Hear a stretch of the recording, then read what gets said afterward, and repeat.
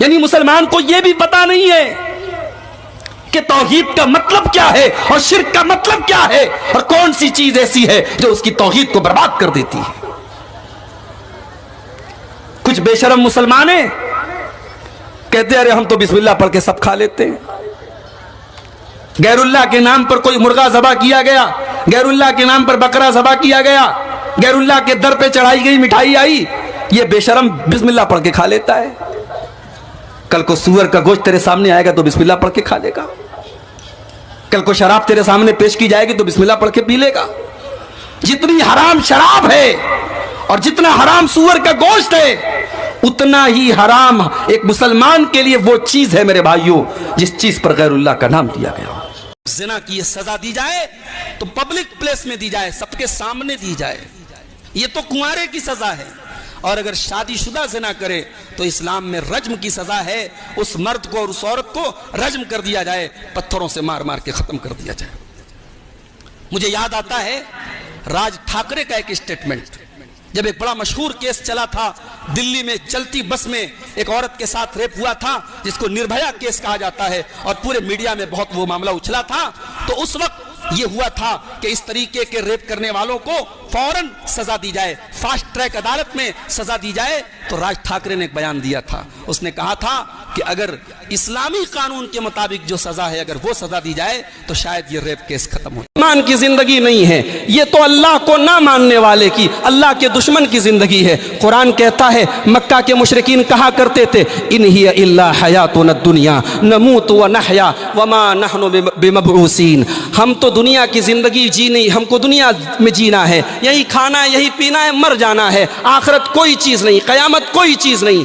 مومن کی سوچ ایسی نہیں ہے، مومن ایک پروجیکٹ کا حصہ ہے، مومن کی زندگی کا ایک مقصد ہے، مومن کا ایک ٹارگٹ ہے۔ ٹارگٹ کیا ہے؟ مقصد کیا ہے؟ قرآن کہتا ہے وما خلقت الجن والانس الا لیعبدون، اپنے رب کو راضی کرنا ہے، اپنے اللہ کو راضی کرنا ہے۔ قل ان صلاتی ونسکی ومحیایا ومماتی للہ رب العالمین، جینا اس کے لیے، مرنا اس کے لیے، نماز اس کے لیے، قربانی اس کے لیے۔ ہماری زندگی کا مقصد یہ ہے میرے بھائیو، بڑا سمپل ہے، علاج بڑا سمپل ہے۔ ایک آدمی گزرا تھا قارون نام کا، بہت بڑا پیسے والا ارب پتی آدمی تھا، خرب پتی آدمی تھا، بہت دولت تھی اس کے پاس۔ اس کی قوم کے نیک لوگوں نے قارون سے کہا وَابْتَغِ فِي مَا آتَاكَ اللَّهُ الدَّارَ الْآخِرَةَ وَلَا تَنْسَ نَصِيبَكَ مِنَ الدُّنْيَا، اے قارون تو دنیا کی زندگی میں آخرت کی تیاری کر، تو دنیا میں زندگی گزار، نوکری کر، بزنس کر، شادی کر، بیوی بچوں کے ساتھ اچھا سلوک کر، مقصد کیا ہو؟ آخرت کو بہتر بنانا ہو، دنیا کی زندگی کا مقصد آخرت کی تیاری ہو۔ جائیں گے جو لوگ اولیاء اللہ کی قبروں پر جا کر کے سجدہ کرتے ہیں اور درگاہوں پہ جا کے سر جھکاتے ہیں اور کہتے ہیں کہ قرآن میں اس کو شرک نہیں کہا گیا، یہ سورہ نحل کی آیت کریمہ، یہ سورہ نحل کی آیت نمبر 20 اور 21 ہے، ذرا بتا دے اس کا کیا مطلب ہے۔ اللہ کہہ رہا ہے کہ اے مشرکو جن کی تم عبادت کرتے ہو اموات غیر احیا، وہ مردہ ہیں، وہ زندہ نہیں ہیں۔ میرے پیارے ساتھیو، کل تک جو انسان دنیا میں محتاج تھا، کل تک انسان بیمار ہوتا تھا علاج کے لیے ڈاکٹر کے پاس جاتا تھا، آج مر کر کے قبر میں چلا گیا تو تجھے شفا دینے لگا۔ کل جب اس کی شادی ہوئی تھی اس کو اولاد دینے والا اللہ تھا، اور آج جب وہ قبر میں چلا گیا تو تجھے اولاد دینے لگا۔ ابھی ایک بہت بڑے جو ہے ہمارے غیر مسلم بھائیوں کے بہت بڑے گرو ہیں جن کو سدگرو کہا جاتا ہے۔ سدگرو جو ہے وہ لیکچر میں کہتے ہیں صاحب کہ میڈیکل سائنس بیکار چیز ہے، آیورویدک چیزوں کو اپناؤ، اور دوا یہ جو ایلوپیتھک دوائیں ہوتی ہیں یہ بالکل بیکار ہوتی ہیں۔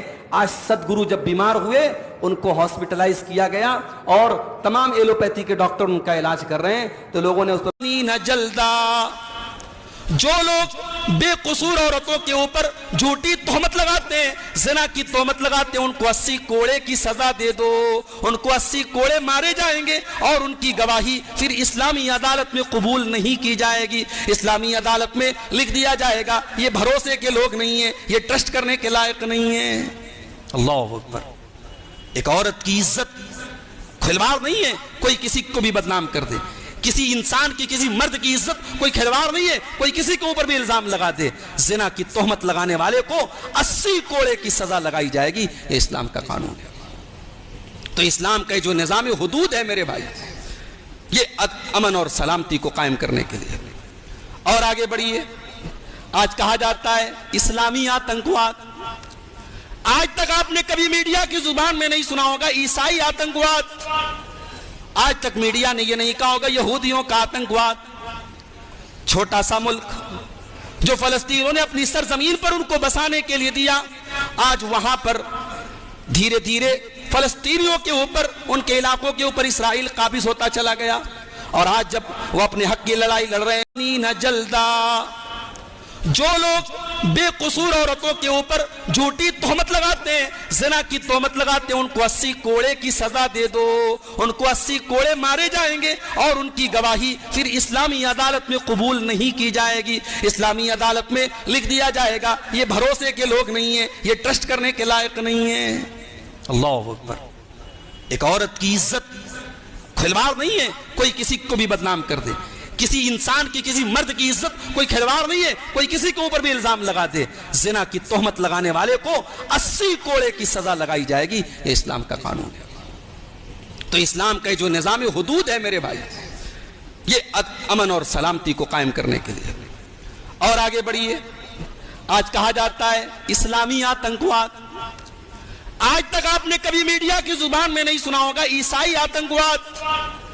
جائیں گے جو لوگ اولیاء اللہ کی قبروں پر جا کر کے سجدہ کرتے ہیں اور درگاہوں پہ جا کے سر جھکاتے ہیں اور کہتے ہیں کہ قرآن میں اس کو شرک نہیں کہا گیا. یہ سورہ نحل کی آیت کریمہ, یہ سورہ نحل کی آیت نمبر 20 اور 21 ہے. ذرا بتا دے اس کا کیا مطلب ہے. اللہ کہہ رہا ہے کہ اے مشرکو جن کی تم عبادت کرتے ہو, اموات غیر احیاء, وہ مردہ ہیں وہ زندہ نہیں ہیں. میرے پیارے ساتھیو, کل تک جو انسان دنیا میں محتاج تھا, کل تک انسان بیمار ہوتا تھا علاج کے لیے ڈاکٹر کے پاس جاتا تھا, آج مر کر کے قبر میں چلا گیا تو تجھے شفا دینے لگا. کل جب اس کی شادی ہوئی تھی اس کو اولاد دینے والا اللہ تھا, اور آج جب وہ قبر میں چلا گیا تو تجھے اولاد دینے لگا.